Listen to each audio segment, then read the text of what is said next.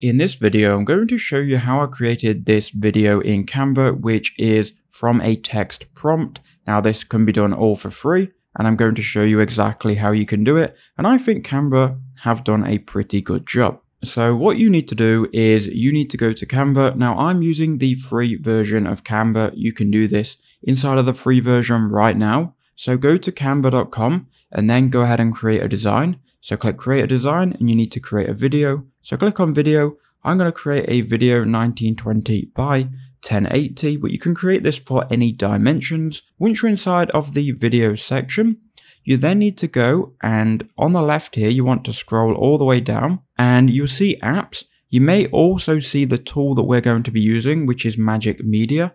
If you don't see Magic Media anywhere down here, go to apps and just type it in here, Magic Media. Once you've typed it in, you should then be able to see it. It should be the first one. Click on this.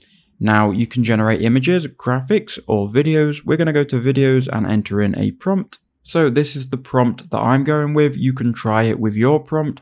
I've gone with deep in the jungle, walking through POV, very green, hot climate, and we can then generate that video using one of our 4 credits remaining. It will then take around 1 to 2 minutes to generate that video. Okay, so now that video has been generated, it will start playing the video and we can take a look. If we're unhappy with it, we can generate it again.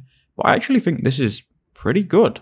Now, one thing that you can't customize is how long the video is, but this is beta and this is for free. So just drag it onto your project. You can resize it.